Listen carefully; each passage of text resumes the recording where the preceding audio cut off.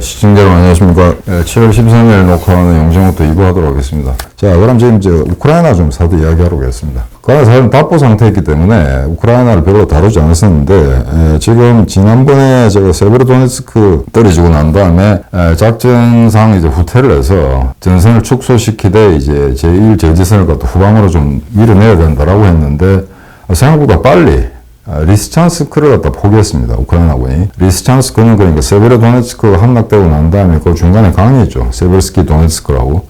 근데 그 강 건너편에 바로 가장 큰 도시가 리스찬스크인데, 그거를 아마 교전 없이 우크라이나군이 아예 그냥 시를 포기하고 이제 빠졌습니다. 그래서 이거는 아마 더 이상 병력을 쓸데없이 손상만 많이 나는 그런 어떤 시가전 같은 걸 하지 않겠다는 우크라이나의 의도인데, 그쪽에 승리를 선언한 러시아군도 이제 경멸했다는 표현은 안 썼습니다. 격투했다. 그러니까 물러나게 했다는 거죠. 그러니까 별로 이제 희생 없이 우크라이나군이 세베로도네츠크에서 빠졌고, 그로부터 10일 또는 11일 후에 리스찬스크를 포기했다 이겁니다. 이러다가 이제 전선을 축소시킬 수가 있는 거죠. 그래서 과거에 세베로도네츠크를 중심으로 해서 이제 왼쪽에 리만, 그 다음에 그 밑에 이제 포파스나야를 갖다가 묶는 이 삼각형이었는데, 이게 사실은 우크라이나군이 잘 빠져나온 겁니다.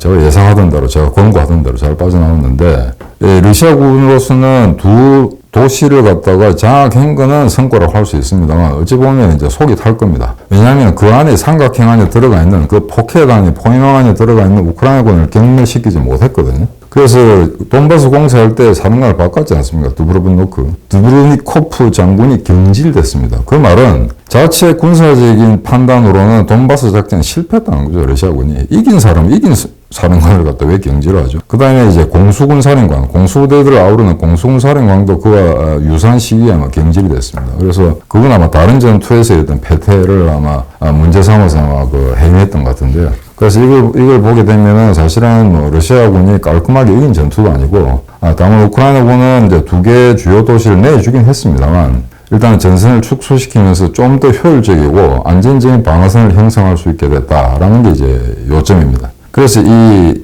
시간을 번다는 거, 그러니까 뒤로 후퇴해가지고 이제 제2, 제3 저지선을 갖다가 강화하면서 병력의 손실을 막겠다는 거는 결과적으로는 시간과 영토를 바꾸치게 하는 겁니다. 그냥 시간을 벌기 위해서는 자기들이 방어하고 있는 지역을 적군한테 넘길 수밖에 없는 거죠. 그럼 그 지역으로 적군이 들어와서 다시 방어선을 형성하고 뒤로 후퇴한 우군, 우크라이나 군들은 거기서 제2 저지선에서 다시 이제 전력을 갖다 수술이기 때문에 그 정도의 시간을 벌 수 있다는 겁니다. 그래서 시간을 벌려면 어쩔 수 없이 땅을 내줘야 된다고 문제가 생기는 거죠. 그래서 이제 이런 상황인데, 지금 지난번에 말씀드린 것처럼 러시아군은 돈바스 공세, 그러니까 세베로도네츠크를 함락시킴으로써 루안스크를 갖다 100% 장악하겠다. 이게 아마 가장 큰 당면 과제였고, 우크라이나군은 거기는 적당히 이제 관리해 나가는 그 정도로만 하고 이제 주공은 헤르손 구역을 치는 걸로 그렇게 지금 작전이 분리되겠습니다만, 리스찬스가 함락되고 난 다음에 그렇다고 해서 전투가 없는 건 아닙니다. 이제 기갑전이라든가 보병 간의 전투는 없습니다만 포격전이 계속되고 있고요. 그래서 지금 이제 슬라비안스크,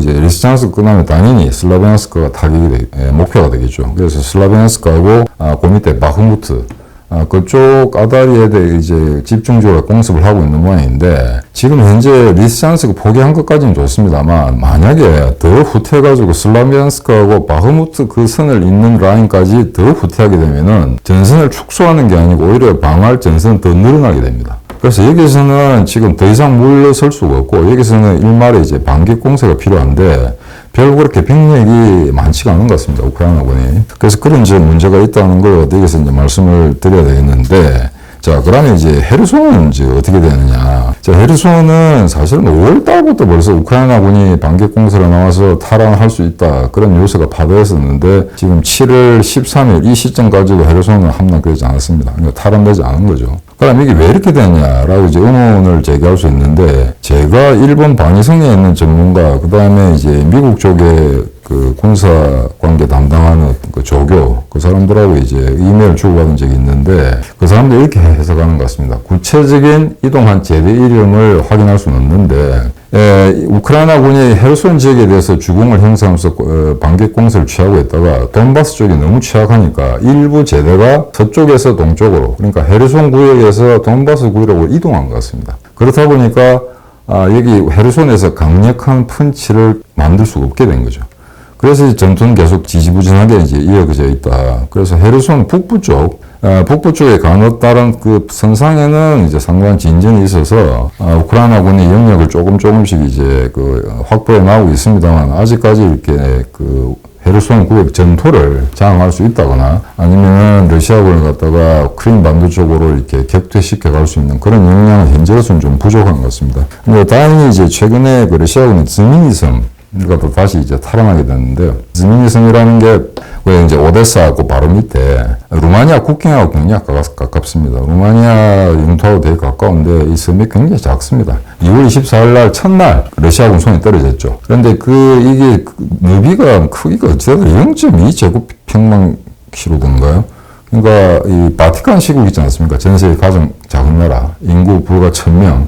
그게 아마 0.4제곱킬로미터인데 바티칸 시국의 반밖에 안 된다는 거죠. 그래서 굉장히 작은데 이게 왜 중요하냐. 근데 그게 만약에 러시아군이 미사일 기지를 설치하게 되면 지대지 미사일로 그 우크라이나 영토 쪽으로 발사를 할 수 있게 되는 거죠. 그런데 아마 최근에 하이마스가 들어와가지고 아마 맹탈을 하는 바람에 거기에 있는 미사일 기지라든가 러시아군의 병행이 위험에 처하게 돼서 아마 뺐습니다. 빼고 이제 도주를 해버렸는데 그냥 깨끗하게 도주하면 되지. 이 자식들 러시아군들이 또 뭐라고 했냐면은 무슨 유엔의 곡물, 우크라이나 곡물 수출 그 해상로를 갖다가 개방하기 위해서 일부러 이제 인도적 차원에서 그 섬에서 철수했다라고 하는데 그걸 믿을 사람은 아무도 없죠.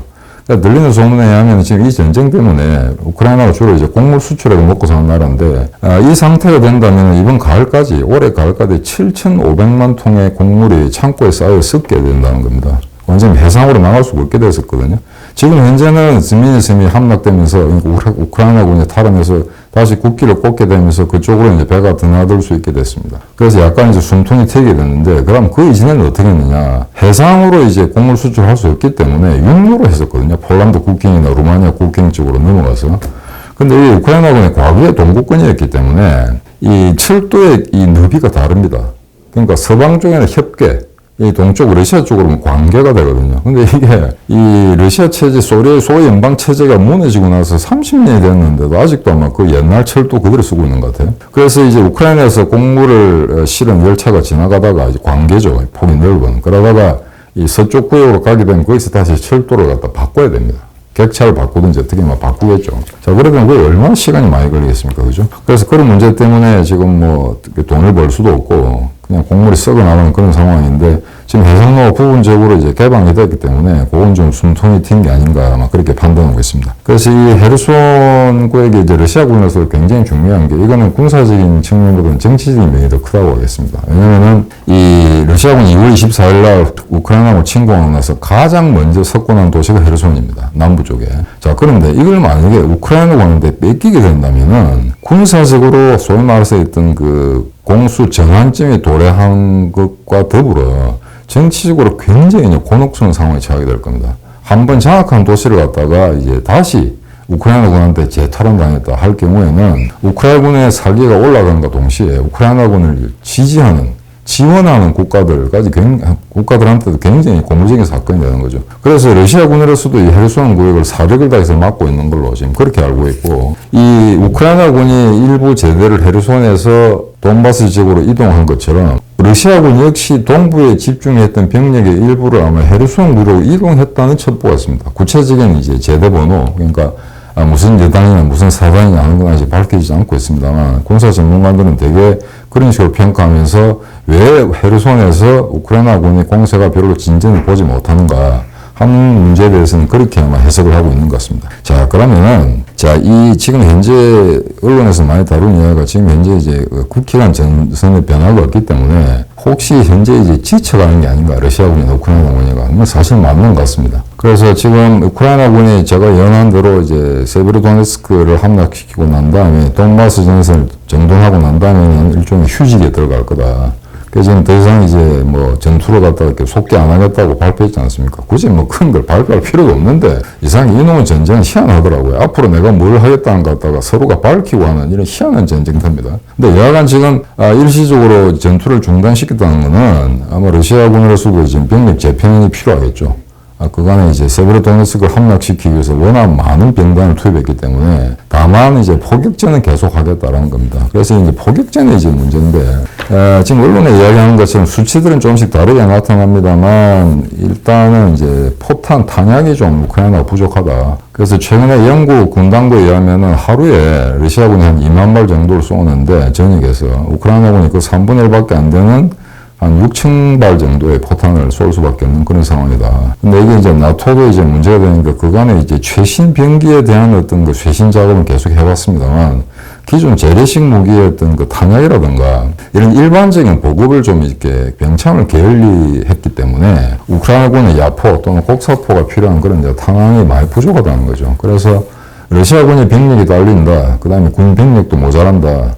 근데 정치적 부담 때문에 전 국민 동원령은 지금 낼 수가 없다. 그래서 계속해서 형식적으로는 특수 군사 작전을 유지해 갈 수밖에 없기 때문에 현지에서 병력을 끌어모아서 이제 얼기설기 만든 임시방편을 만든 제도들 군병력, 대체 군병력을 쓰고 있다라는 게 이제 뉴스에 쭉 뜨고 있죠. 그래서 이것도 일종의 이제 정치적인 계산이라고 보는 게 푸틴으로서는 계속해서 아마 전쟁을 확대하면서 전 국민 동원령이 내리게 되면 분명히 반전 분위기가 형성이 될 겁니다. 러시아 국내에. 경제적 위기 이런 게 같이 몰아닥치면서.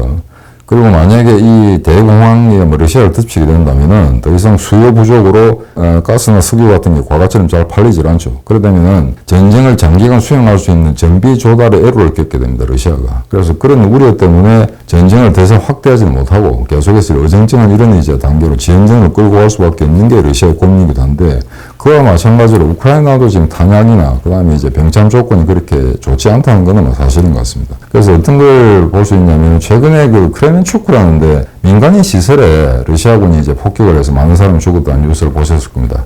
이 크레멘추크는 대각으로 흐르는 드니프로강, 러시아에서 지금은 우크라이나에 있습니다만 과거에는 이제 소련방에 포함되어 있던 강이죠. 이제 볼가강 다음으로 긴 강입니다. 북서쪽에서 남동 쪽으로 흐르는 그 대각 을 이루는 그 강의 거의 중앙에 있는 게 크레멘추크입니다. 그러니까 북쪽에 키예프, 그 다음에 남쪽에 드니프로페트롭스크, 그 중간에 놓인 이제 크레멘추크인데, 이거는 이제 1943년 하반기에 독일군이 이제 동부전세에서 후퇴할 때도 가장 중요한 후퇴 지점이었습니다. 그러니까 드니프로강을 넘어야 되는 거죠. 그래서 거기에 이제 그 오토 베일러 사령관이 지휘하던 독일 제8군의 전 제대, 그 다음에 4장갑군의 일부 제대가 그 크레멘추크라는 도시를 통해서 이제 퇴각했기 때문에, 그러니까 드니프로강 동쪽 제방에서 서쪽 제방으로 퇴각한 거죠.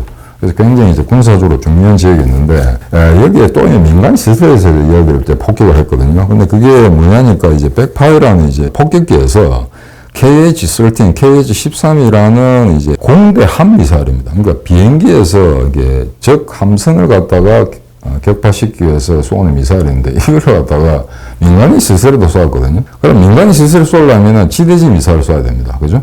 그러니까 일반적인 지대지 미사일도 지금 부족하니까 심지어 말씀드린 공대지 미사일이라든가 그 다음에 함대함 미사일을 갖다가 쓸 수도 있다는 거죠. 그래서 지금 이런 개별 전투에서 들리는 소문에 의하면은 소위 말해서 특수한 용도에 맞게 만들어둔 미사일을 갖다가 마구자루 좀 뒤섞어 쓴다는 이야기입니다. 러시아군이. 그 말은 병참이 형편없다는 거죠. 그러니까 지대함 미사일, 땅에서 이제 그 바다에 있는 함선을 선박을 향해서 쏘는 미사일이라든가, 그 다음에 전 폭기 또는 폭격기에서 땅을 향해서 쏘는 것, 또는 공대지 미사일이라든가, 공대함 미사일이라든가, 이걸 그때 용도의 계기에 맞게 써야 되는데, 지금 러시아군은 개판으로 쏘고 있다는 이야기입니다. 근데 그 말은 병참이 어마어마하게 지금 조건이 악화되어 있다는 거죠.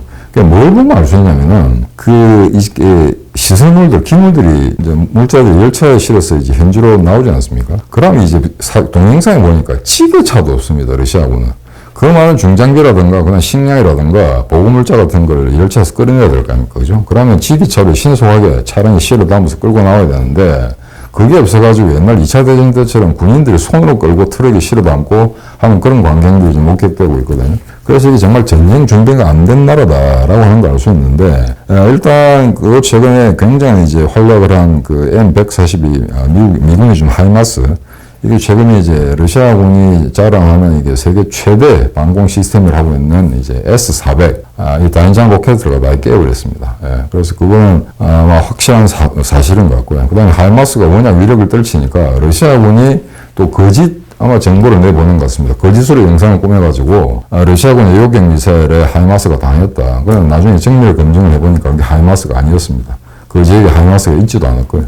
그래서 하이마스는 고정식이 아니고 차량 자체에 부착된 시스템이기 때문에 일단은 로켓탄을 발사하고 나서 자리를 급하게 이동시킬 수 있는 거죠. 그래서 이제 그 러시아군으로서는 하이마스한테 맞았다 한다더라도 이게 과연 어디서 어떤 각도로 날아왔는지 금방 확인하기가 굉장히 힘들거든요. 그래서 이게 이제 하이마스의 위력이 있는데 처음에 이제 4문이 도입됐다가 지금 현재로서는 최소한 12문이 아마 전선에서 활약하고 있는 걸로 그렇게 지금 되고 있고, 그 다음에 ATACMS 전술 탄도 미사일까지 들어왔습니다. 이거는 하이마스보다 월등히 이제 화력이 강한 그런 미사일인데, 요거는 이제 신의 병기들이 계속해서 전선에 도착하게 되면은 우크라이나군이 이제 월등히 유리하게 되는 거죠. 그래서 지금 이제 웃기는 거는 전쟁을 러시아가 시작했습니다만 시간이 갈수록 러시아는 무기나 이 탄약이 부족한 상황으로 몰려나가면서 최신 병기들은 다 고갈 상태가 되었고, 거의 박물관에서나 볼 수 있는 그런 옛날 구형 전차들, 그 다음에 냉전시대 때 쓰던 미사일까지 끌어내가지고 지금 전선에 투입하고 있는 입장입니다.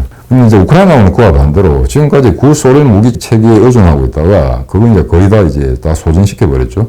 그래 이제는 이제 최신 병기들, 미군이나 이제 독일이나 이런 데서 영국이나 이런 데서는 최신 병기들로 이제 재무장을 한다. 이런 이제 그 좀 대조적인 이런 현상이 나타나고 있는데, 물론 이게 반드시 좋은 건 아닙니다. 왜냐하면 서방에서 주는 무기가 통일되어 있지 않은 데다가 그 새로 도입한 무기를 갖다가 현장에서 쓸 수 있으려면 상당한 이제 그 훈련 기간이 필요하거든요. 그래서 그런 것 때문에 이제 우리가 예측했던 방공공세가 그렇게 적극적으로 또는 빠르게 진행되고 있지 않다라는 걸 알 수 있습니다.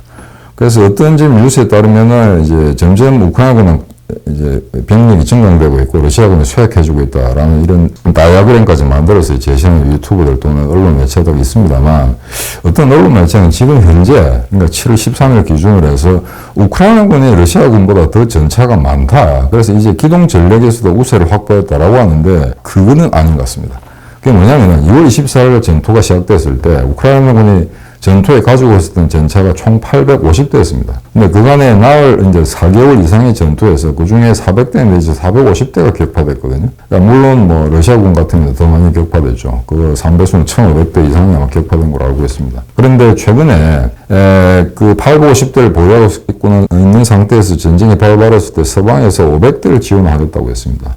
그래서 지금 400대, 450대가 날아갔기 때문에 500대가 지원된다면은 이제 과거에 처음에 정수 전력 850대로 복원하게 되는 거죠. 그런데 그 500대 중에 지금 현재 한 70 내지 80% 정도가 전선에 배치됐다라고 하는 뉴스가 있습니다. 이게 얼마나 정확한 뉴스인지 모르겠으나, 만약에 500대가 완전히 이제 그 충분히 지원이 돼서 850대로 복원된다면은 그때부터는 본격적으로 기갑전, 의욕적인 공세를 펼칠 수 있지 않을까라고 이제 보고 있습니다. 지금 이제 하나 지금 웃기는 거는 우크라이나군은 이 하이마스 그다음에 이제 유사한 단위장 로켓들을 동원해가지고 자체적으로 개발한 로켓폰도 있습니다. 이걸 가지고 이제 소위 말해서 러시아군의 야전군의 중추를 타격하기보다는 보급선을 끊는 데 지금 집중하고 있습니다. 그러니까 연료기지라든가 그다음에 병창기지라든가 그런 데를 최근에 가장 큰 연료 집적소를 한 6군데 격파한 것 같고요. 크고 작은 거 다 아우르는 20개 정도의 러시아군 진지를 때렸다고 자체적으로 이제 평가를 하고 있습니다. 100% 맞는지는 모르겠습니다만 그 화염의 크기라든가 그 화염이 이제 시작되고 끝나기까지 시간을 보면은 분명히 아마 탄약고에 아마 미사일을 맞아가지고 엄청난 유폭이 일어났으니까 그 정도 화염이 발생하는 거지, 단순한 곡물 창고라든가 병영이라든가 하게 되면 그렇게 많은 화염이 나오지 않습니다. 그래서 아마 그건 제대로 포기를 한 것 같고, 들리는 이야기 하면은 꽤 오래전부터 미 첩보당국에서 아마 그 컴퓨터 시설을 통해서 러시아군의 기지 위치를 정확하게 우크라이나군과 협조해서 알려주고 있는 것 같다라는 그 첩보가 사실인 것 같습니다. 그렇지 않고서야 우크라이나군의 기존 그 디지털 시스템 가지고는 러시아군의 기지라든가 그 다음에 소총령들의 종대 이동하는 그 구간 그런 걸 그렇게 정확히 알아낼 수가 없거든요. 그래서 그런 걸 보면 미군이 상당히 지금 적극적으로 개입하고 있다. 물론 이제 지상군이 아직 보는 상황은 아닙니다만, 그래서 그걸 보면은 이제 앞으로 전세가 어떻게 바뀔지 하는 건 약간의 이제 시간적인 그런 개입은 있습니다만, 앞으로 이제 구조적으로 우크라이나군한테 유리하게 전개된다라는 걸 말씀드릴 수 있겠습니다. 그런데 이게 이제 이쯤 되면은 휴전 가능성 같은 걸 이제 타진해보는 이제 뉴스들이 많이 나오고 있는데, 아직은 러시아에서는 반응은 없습니다. 근데 여러분들 한번 생각해 보십시오. 2월 14일 러시아가 푸틴이 우크라이나를 치고 나서 불과 일주일이 안 돼가지고 아마 협상하자고 휴전에 관련된 협상을 하자고 제의한 게 우크라이나가 아니고 러시아입니다. 그러니까 이 러시아는 왜 그러느냐. 근데 말은 지금 원래 전쟁 목표를 갖다가 완전히 달성할 때까지 전투를 중단할 수 없다. 이런 이제 그런 내용들을 갖다가 푸틴이나 다른 군사령관들이 이야기하고 있는데 정말 사실일까 의심스럽거든요. 자, 근데 왜 그러냐면은 정말 푸틴이나 러시아가 우크라이나 전투를 갖다가 공략 또는 제압, 정복할 욕심이 있다면은 이런 식으로 전투를 해서는 안 되거든요. 근데 과연 그러면 그런 식으로 전투를 했다 하더라도 러시아가 완전히 우크라이나를 갖다 장악할 수 있는가? 그건 불가능에 가깝습니다. 왜? 설사 우크라이나군이 항복했다 하더라도 왜 그러냐면은 우크라이나 이 영토량이 꽤 넓습니다. 인구도 4천만이 넘고요. 그래서 이 4천만의 인구를 가진 우크라이나를 갖다가 완전히 제압해서 그러니까 폭동이나 중군사적 훈련이나 또는 이제 뭐 도발을 하던가 이런 거 우크라이나가 하지 않도록 완전히 군사적으로 제압하려면은 적게는 80만 또는 많게는 100만 러시아 군대가 우크라이나에 주둔해야 된다는 계산이 나옵니다. 근데 러시아군 전체가 100만 정도밖에 되지 않거든요.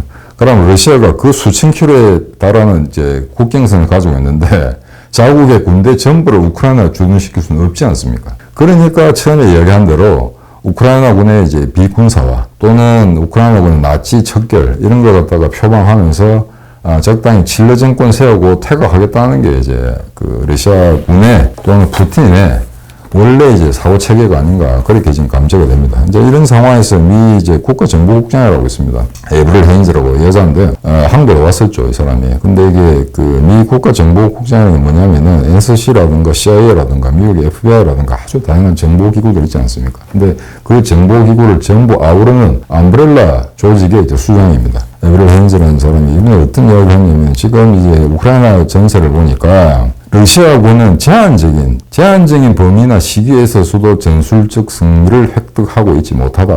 그렇기 때문에 아마 돈바스 쪽에 아마 전선이 안정화되고 나면은 분명히 어떤 형식으로든 협상할 가능성이 있다. 뭐 가능성입니다. 확정된 건 아니고요. 그렇게 이제 말을 했는데 그러면 만약에 이게 협상이 가능하다 한다 하더라도 기본 전제 조건은 제렌스키가 지난번에 이야기한 것처럼 2월 14일 이전의 국경선 같은 경우는 이제 인정하겠다는 거죠. 그러니까 크림반도라든가 루안스크 저쪽에 과거에 2014년에 러시아 측이 이제 장악한 거는 그냥 그거는 양보할 수 있다는 이야기고 2월 24일 이전까지의 전선은 우크라이나군이 확보한 그대로 지탱해야 된다는 게 가장 이제 미니멈의 가장 최소한의 전제 조건인데 그걸 러시아가 받아들인다면 휴전이 성립될 수가 있겠죠. 근데 문제는 그렇게 성립이 됐다 하더라도 그럼 과연 러시아가 우크라이나를 더 이상 치지 않을 거냐. 그에 대해서는 대부분의 군사 전문가들이나 미국의 이제 정보당국에서는 그건 아니다라고 이야기합니다. 그 말은 어떤 형식으로든 그러니까 우크라이나 유리하든 러시아 유리하든 어떤 식으로 휴전 협정이 맺어진 거 하더라도 그거는 러시아가 시간 벌기에 전술적으로 쓸 뿐이지 결코 우크라이나하고 화평조약을 맺을 이유가 없다는 겁니다.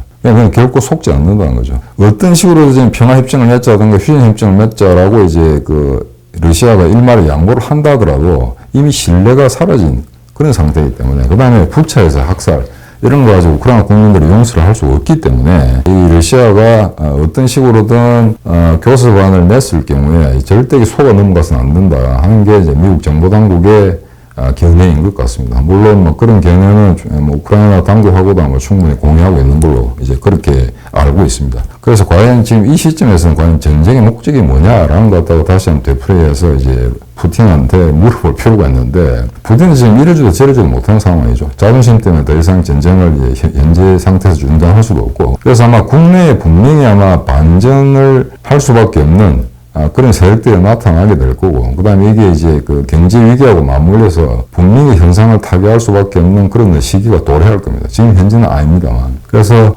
그간에 이 우크라이나 침략을 통해서 러시아가 완전 전 세계에서 완전히 신뢰를 잃었다. 이제는 무슨 이야기를 하든 러시아 이걸 진지하게 받아들일 나라는 없다라는 게 지금 현재까지의 상황인 것 같습니다. 최근에 이제 리스찬스크가 함락당하면서 우크라이나가 조금 몰리게 되는 그런 상황까지는 왔습니다만, 일단은 러시아가 병력 재편성을 하는 동안 동일한 그 기간 동안에 우크라이나도 충분히 재충전할 수 있기 때문에 어느 정도까지 병력을 재편성하고 서방 무기들을 갖다가 재편해서 러시아를 칠 수 있을 것인지 그거는 좀 더 시간을 두고 지켜봐야 될 것 같습니다. 영상 인터뷰 여기서 마치도록 하겠습니다. 감사합니다.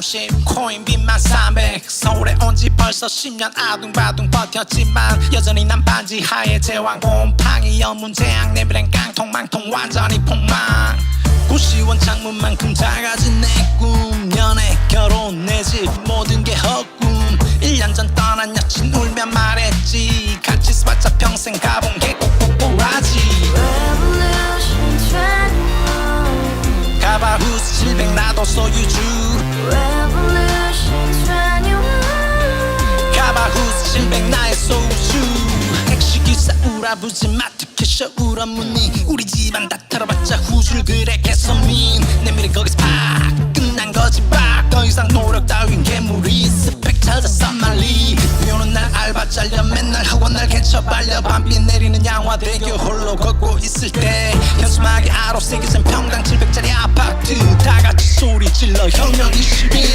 Revolution 21 가봐 후스 700 나도 소유주 Revolution 21 가봐 후스 700 나의 소유주 You and I, we live together in the house. Brand new day, and your dream had just begun. Yeah. Revolution 21, only open happiness. 너의 곁에 내가 영원히 yeah. 지금까지 정치인들 입만 열면 찝찝찝 개소리 멍멍멍 쳐다 하면 뻥 잘난 부모 만나 잘난 학교 나오면 뭐 하나 우동살이 꽉 찬 대가리